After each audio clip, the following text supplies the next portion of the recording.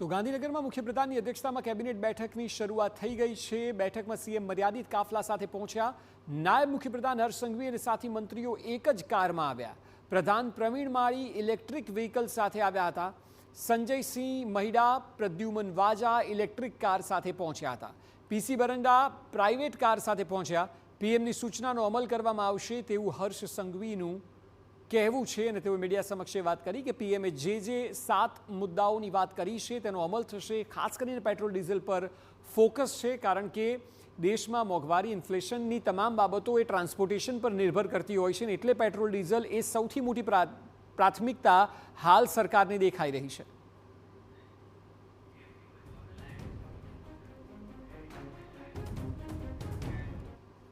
આ વિષય પર વધુ માહિતી આપી રહ્યા છે ગાંધીનગરથી પોલિટિકલ એડિટર કિંજલ મિશ્રા। સીધા તેમની સાથે વાત કરીશું। કિંજલ, એક વાત ચોક્કસ છે કે મેસેજ આપવાનો પ્રયત્ન છે કે નેતાઓ પોતે અનુકરણ કરશે તો જનતા કરશે, જેના ભાગરૂપે આજે કેબિનેટની બેઠકમાં એ ક્યારેય ન જોયા હોય તે પ્રકારના દ્રશ્યો જોવા મળ્યા।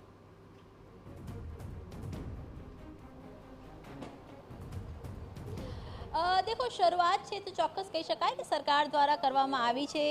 जेम जोवा मळ्युं कि मुख्यप्रधान छे तेमना मर्यादित कॉन्वॉय साथे आव्या तो डेप्यूटी सीएमए जे कही शकाय कार शेरिंग एटले के तेमना जे साथी मंत्री हता तेमनी साथे आव्या। प्रवीण माळीनी वात करवामां आवे तो एक्टिवा पर जोवा मळ्या। तो કેટલાક જે મંત્રીઓ છે તે ઈવી કાર સાથે આવ્યા, કેટલાક મંત્રીઓ છે તેમના મિત્રની કારનો ઉપયોગ કર્યો, એટલે કે શેરિંગ કારનો આજના દિવસમાં ઉપયોગ કરવામાં આવ્યો છે। પરંતુ શું આને કન્ટિન્યુટીમાં રાખવામાં આવશે તે ખૂબ મોટો સવાલ છે, કેમ કે આ રોજબરોજનું છે। જો ડેપ્યુટી સીએમની વાતને માનીએ તો આવતીકાલે પબ્લિક ટ્રાન્સપોર્ટેશનમાં 300 બસો છે તે સીધી ડેપો પર મૂકવામાં આવશે। સામાન્ય રીતે આ પ્રકારે જ્યારે કોઈ પણ જે બસો નવી બસોનું લોકાર્પણ કરવામાં આવતું હોય છે ત્યારે તેનો કાર્યક્રમ રાખવામાં આવતો હોય છે અને જે કહી શકાય કે ફ્લેગ ઓફ કરી અને ત્યારબાદ જે બસો છે તેમને મોકલવામાં આવતી હોય છે। પરંતુ આ વખતે આવતીકાલે કોઈ પણ પ્રકારનો કાર્યક્રમ ના વર્ચ્યુઅલ ગોઠવવામાં આવ્યો છે, ના ફિઝિકલ ગોઠવવામાં આવશે। સીધી 300 કાર છે તે મૂકવામાં આવશે।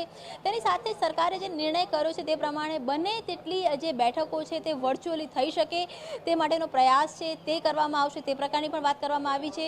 ગાંધીનગર સુધી માત્ર બેઠકો માટે ધક્કો ન ખાવામાં આવે, એટલે ક્યાંક ને ક્યાંક રોક છે તે લગાવવામાં આવી છે। સ્થાનિક સ્તરે વિષયો પતી જાય તે માટેનો પ્રયાસ છે તે હોવાનો દાવો ડેપ્યુટી સીએમ કરી રહ્યા છે। અને આખરે સરકાર કેવી રીતે કામગીરી કરશે, શું સરકારના જે મંત્રીઓ છે તે આજે પ્રાઇવેટ કારમાં આવ્યા છે અથવા તો કાર શેરિંગમાં આવ્યા છે, પરંતુ આગામી સમયની અંદર તે પબ્લિક ટ્રાન્સપોર્ટેશનનો કેટલો ઉપયોગ કરશે, કેમ કે જે પ્રકારે વાત આવી રહી છે કે જ્યારે પીએમએ અપીલ કરી છે કાશ્મીરથી કન્યાકુમારી સુધી જ્યારે પબ્લિક ટ્રાન્સપોર્ટેશન પર લોકો વળી રહ્યા છે ત્યારે સરકાર દ્વારા પણ તેનો પ્રયાસ છે।